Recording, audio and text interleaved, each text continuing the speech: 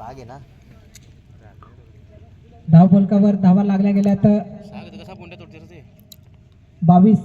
इथनं 2 षटकांचा खेळ शिल्लक राहिलाय. 3 वरीच आहे का सचिन गोलंदाजी ट्रॅकवर सज्ज झालाय. दुसरं षटक हाताळण्याकरिता पहिला चेंडू असेल. यावेळेस फेस करेल प्रतीक. इथे संधी निर्माण केली आहे का तर यस विकेट धावचीच्या स्वरूपात इथे परतावं लागेल प्रतीकला.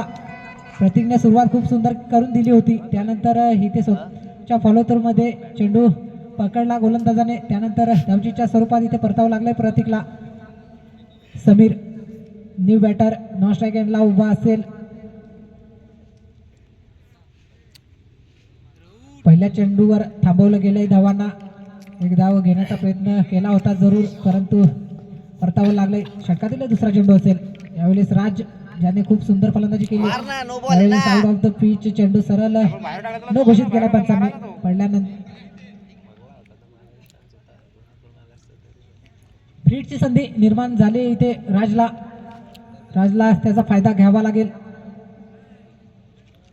पहिल्या चेंडूवर विकेट मिळवण्यात यश झालंय सचिनला परंतु नो बॉल एक टाकून दिलाय. त्यानंतर पुरेपूर फायदा उचललाय राजने. पुन्हा एकदा षटकार काढला काम काढला 3 षटकार तर 3 झालं समज 3 षटकार 1 चौकार 22. 29 धावा फलकावर लागल्या गेल्यात. यावेळेस कर पॉइंटला चेंडू उडवलाय. जोपर्यंत फील्ड केला जाईल तोपर्यंत सहजरित्या 2 धावा पूर्ण केल्या जातील. इथे गचाड थ्रो बॅकअप आलाय. 2 धावेवर थांबावं लागेल. 2 फलंदाज जो की स्ट्राईकला असेल राज नॉन स्ट्राईकला असेल समीर. मी वालू आहे अजूनही इथनं षटकातील 3 चेंडू शिल्लक असतील. 3 चेंडूवर धावा जमा कराव्या लागतील म्हसवड संघाला. 3 चेंडू खेळत असताना मात्र 9 चेंडू शिल्लक असतील.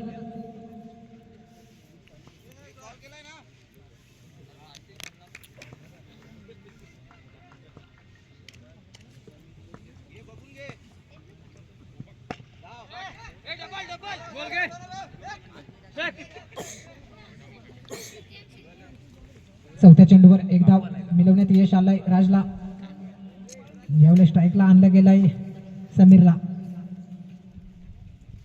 जो की नॉन स्ट्राईक एंडला 4 चेंडू उभा होता. तोच समीर यावेळेस स्ट्राईकला. फुलटा चेंडू होता. झेलची संधी पूर्ण केली गेली इथे तुळशी संघाकडनं. खूप सुंदर झेल पकडला गेला. शेवटचा चेंडू शिल्लक असेल. इथनं 11 चेंडूचा पूर्ण झालाय.